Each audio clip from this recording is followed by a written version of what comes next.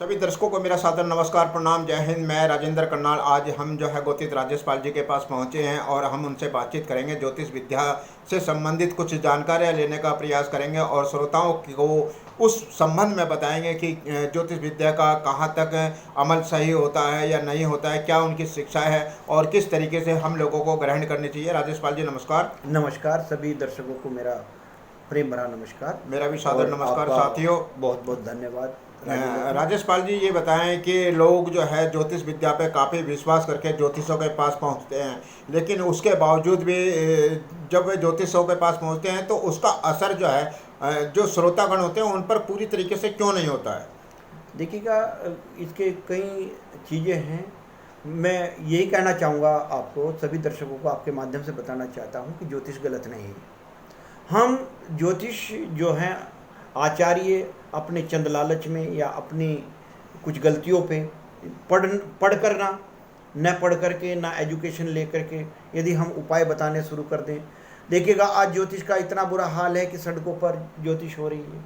सड़कों पे का मतलब एक तोते से ज्योतिष कराई जा रही है, उसको भी ज्योतिष का नाम दे दिया गया। आपने सड़कों में लखनऊ जैसे बड़े शहरों में, आपने दिल्ली जैसे बड़े शहरों में देखा होगा। तो ये इसको कुछ हद तक ढोंग भी बनाया गया है ज्योतिष शिक्षा तो कुछ हद तक जो है लोगों को जो कहाँ पर विश्वास करें।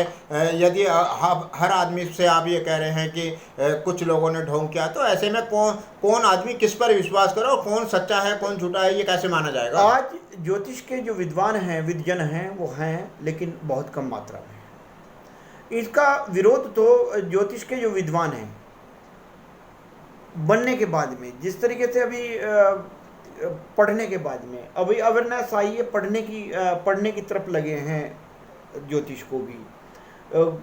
अब हम पढ़ा रहे हैं तो बहुत सारे लोग आकर के कहते हैं कि क्या ज्योतिष भी ऐसे पढ़ाया जाता है, जिस तरीके से कक्षा में आप पढ़ा रहे हैं। जी, इस तरीके से ज्योतिष सेम उसी तरीके से पढ़ाया जाता है जैसे MBBS MD डॉक्टर को तैयार किया जाता है या इंजीनियर को तैयार किया जाता है।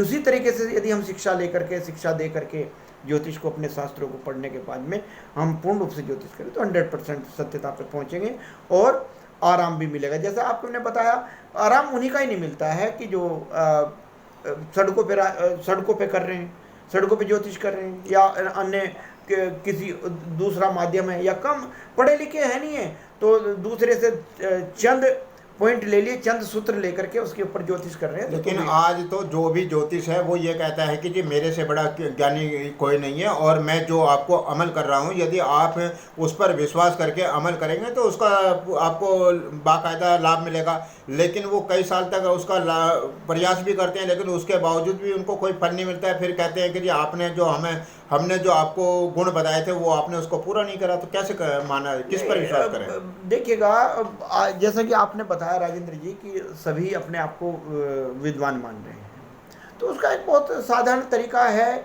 जिनके पास डिग्रियां देख लें, आजकल तो डिग्रियां मिल रही हैं कि किस डिग्री से है, ज्योतिष शास्त्राचार्य है भी कि नहीं, या वैसे ही कहीं पे 6 महीने 7 महीने सीख लिया या 1 महीना सीख करके वो ज्योतिष कर रहा है।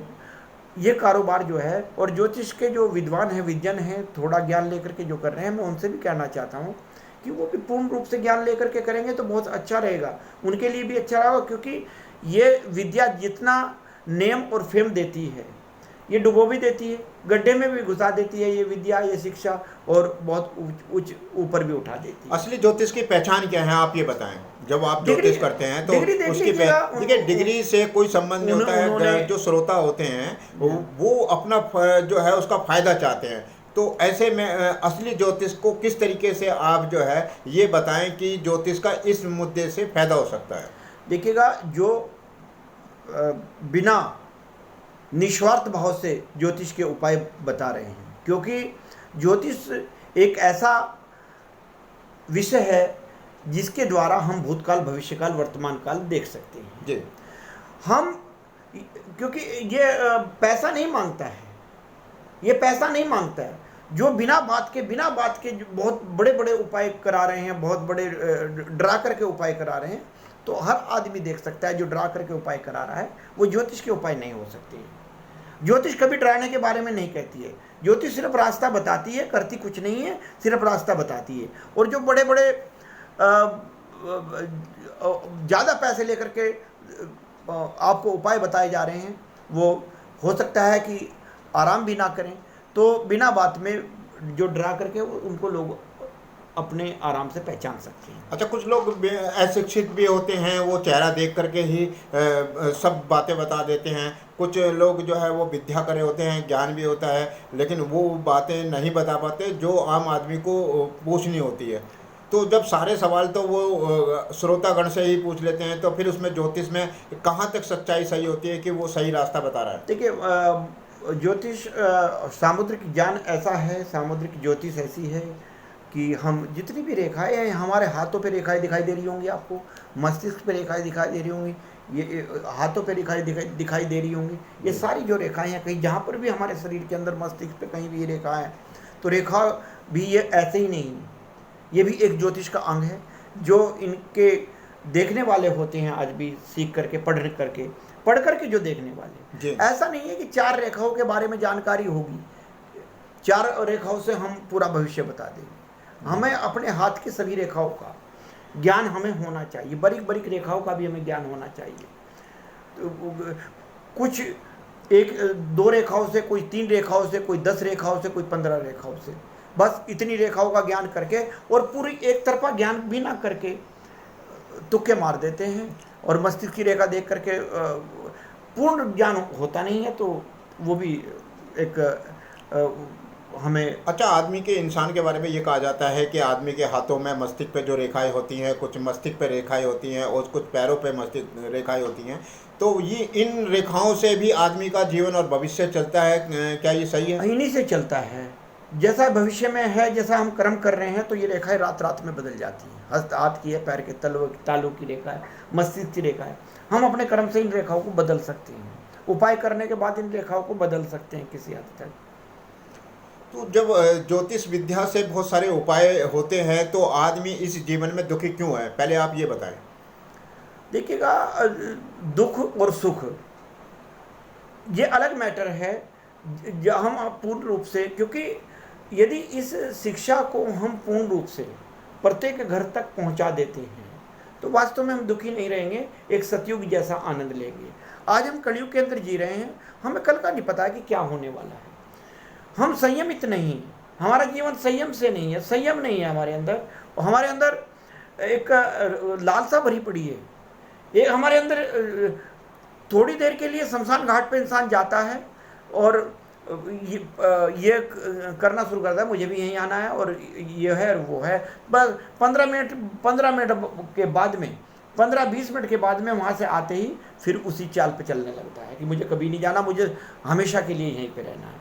तो ये चीज़ भी ज्योतिष बताती है कि आपके साथ क्या होने वाला है, क्या होगा। यदि हमें इन चीज़ों का भी पता लग जाए कि क्या होगा, तो हम हो सकता है सतयुग जैसा आनंद ले सकते हैं और दुखी कम रह सकते हैं। जैसा अभी आपने सतयुग वाली बात करी, क्योंकि सतयुग में भी इंसान पैदा हुआ, कलयुग में भी इंसान पैदा हुआ, द्वापर में भी इंसान पैदा हुआ, तो ऐसे में हम कैसे कह सकते हैं कि ये कलयुग हुआ, ये सतयुग हुआ, द्वापर हुआ? क्योंकि सब मनुष्य ने अपनी ज़िंदगी तो एक ही बराबर की देखी है। नहीं, ऐसा नहीं है। देखो, सतयुग के लोगों को हम नहीं जान सकते, लेकिन पढ़ सकते हैं, अपने शास्त्रों के माध्यम से पढ़ सकते थे किस तरीके से आनंद लिया करते थे भगवान। ज़्यादा दूर मत जाइएगा, भगवान श्री कृष्ण जी तो अभी त्रेता की बात है। भगवान श्री राम जी हैं की भी उनकी स्टोरियाँ, कहानियाँ पढ़ते हैं, तो हमें अपने शास्त्रों से ज्ञान होता है। हमारी भी कलयुग की भी कहानियाँ आगे जा करके पढ़ी जाएंगी। सिर्फ इतना ही तो फर्क है कि सतयुग में जनसंख्या कम थी, द्वापर में कम थी, इसलिए उस समय मानवता थी। हाँ, आज कलयुग आ गया है तो जनसंख्या ज़्यादा हो गई है, तो ऐसे में हम एक दूसरे से पिछड़ते जा रहे हैं और जो है आपस में दूर हो रहे हैं, रिश्तों को दूर कर रहे हैं। तो यहाँ पर असर जो है वो ज़्यादा पड़ रहा है। ज्योतिष के माध्यम से आम समाज को किस तरीके की शिक्षा दे सकते हैं आप? ज्योतिष के माध्यम से हम ये प्रत्येक इंसान यदि ये शिक्षा ले, अधूरी शिक्षा ना ले, पूर्ण शिक्षा ले, तो अपने बारे में सब कुछ जान सकता है कि मैं क्या हूँ। तो जब ये इंसान को किस चीज़ का दुख है, इसी चीज़ का दुख है कि मेरे ऊपर तूफान आ गया, मेरे ऊपर ऐसा तूफान आ गया कि मैं तो मर लिया बिल्कुल, तो मुझे सुसाइड करना पड़ेगा। लेकिन जब पता लगेगा कि 4 दिन बाद आपका समय भी बहुत अच्छा आ रहा है, यदि आप डूब रहे हैं, सपोज कीजिएगा कि डूब रहे हैं, आप डूब रहे हैं, डूबते जा रहे हैं, डूबते जा रहे हैं, और फिर किनारे आने वाला है, यदि आपको नहीं पता है कि किनारे आने वाला है तो आप मेहनत नहीं करेंगे, बस डूब ही जाएंगे। अच्छा, पुराने समय में ऋषि मुनि जितने भी तपस्वी थे, योगी थे, वो तपस्या करके ही आदमी के जीवन का फल बता दिया करते थे। आज लोग अध्ययन कर रहे हैं, काफ़ी रिसर्च कर रहे हैं, पूरे देश के अंदर, दुनिया के अंदर जो है ज्योतिष को काफ़ी महत्व दिया जा रहा है, फिर भी उसके बावजूद भी कोई रिजल्ट नहीं निकल रहे हैं। ऐसे क्या कारण हो सकते हैं? देखिए, जैसा कि आपने तपस्या, सिद्धिया, या यही चीज़ एक्चुअली आज रूप बदला है, आज नाम बदला है। जैसे पीएचडी है, जी। पीएचडी एक सिद्धि है। किसी भी चीज़ में हम पीएचडी कर रहे हैं तो उसका मतलब इस सिद्धि प्राप्त कर रहे हैं। तो यही होती है तपस्या। तपस्या करने के बाद इंसान, तपस्या भी यही है कि हम पढ़ रहे हैं तो पढ़ना भी एक तपस्या है, पढ़ाई भी एक तपस्या है। तो ये नाम दिया गया है। कलयुग में भी इसी तरीके से तपस्या या अध्ययन किया जाता था, और फिर उसके बाद में उस समय भी हमारे गुरु जी हुआ करते थे, उस समय भी गुरुकुल पद्धतियाँ थी। तो ये सारी चीज़ें हैं, कोई बदलाव नहीं है, सिर्फ नाम बदला है। इस समय मानव क्यों दुखी है? कारण विशेष क्या है कि इंसान बहुत दुखी है? लोग जो है अपने घरों को ना पूज करके वो जो है ज्योतिषों के पास भाग रहे हैं, और लोगों के पास भाग रहे हैं। ऐसे क्या कारण है कि ज्योतिष के प्रति भी इतना सब कुछ होते हुए भी कोई रास्ता और रिजल्ट जो है समाज को नहीं मिल रहा है? देखिए, ज्योतिष के पास जा कर के जब वो बताते हैं कि 4 दिन बाद आप ठीक होने वाले हैं, और 4 दिन उग जाइए, सपोज कीजिएगा किसी का ऑपरेशन होने वाला है, ज्योतिष के पास आप जाएंगे कि ये समय तब तक खराब चल रहा है, 10 दिन रुक जाइएगा, 10 दिन बाद ऑपरेशन होगा ही नहीं। तो दुखी तो इसीलिए जाते हैं, यही चीज़ पूछने के लिए जाते हैं। जब उन्हें लगता है कि हाँ ज्योतिष के रिजल्ट हैं, इतने अच्छे रिजल्ट हैं, तो बिल्कुल जाते हैं। समाज में किस तरीके से चेतना फैलाई जा सकती है? समाज में यदि सरकार चाहे, या अपने वेदों के प्रति हमें जागरूक होना पड़ेगा। हमें सभी वेदों को ये जानना होगा, हमें अपनी श्रुति, वेद इत्यादि जितने भी हमारे ग्रंथ हैं उनको 5वीं तक अनिवार्य रूप से पढ़ाना होगा, तब हम अवेयरनेस ला सकते हैं। अच्छा, ज्योतिष विद्या में सबसे बड़ा ग्रंथ कौन सा माना जाता है? देखिएगा, ये पूरा का पूरा वेदों से लिया गया है। जिस तरीके से 4 वेद हैं, 3 वेदों में से 3 वेद में ज्योतिष के सूत्र या श्लोक कह लीजिएगा, या ऋचाई कह लीजिएगा, अथर्ववेद में भी है, ऋग्वेद में भी है। तो सबसे बड़े वेद, तो सबसे बड़ा ग्रंथ की बात करें तो सबसे बड़ा ग्रंथ तो वेदों से ही लिया गया है। उसके बाद प्राशरी है, प्राशर ज्योतिष है, उनका अपना ग्रंथ है। नीलकंठी है, उनका अपना पूरा ग्रंथ है।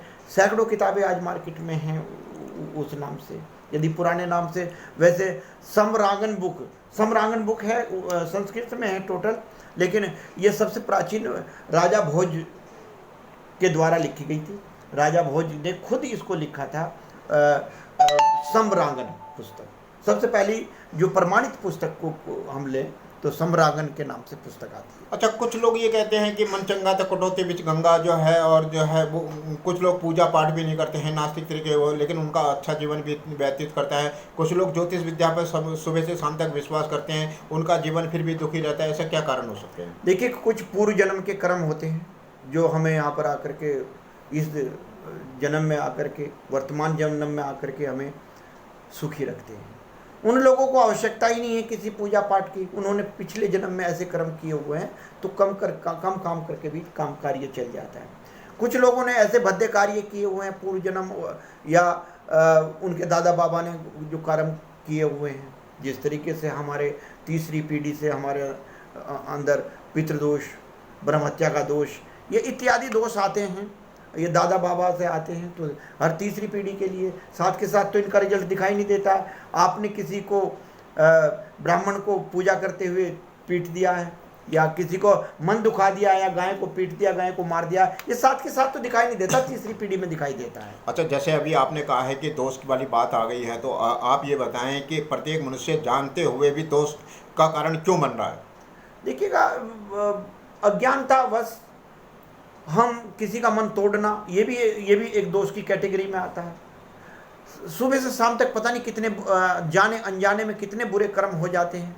तो उन्हीं चीज़ को मद्देनज़र रखते हुए, हमारी तो कैलकुलेशन नहीं है, इंसान की कैलकुलेशन नहीं, लेकिन किसी न किसी की कैलकुलेशन है। इस पर आप आज भी रिसर्च की आवश्यकता है। परमात्मा कहाँ है, कैसे है, कौन है, तो ये परमात्मा की कैलकुलेशन होती है, ये ईश्वरी रूपी कैलकुलेशन होती है।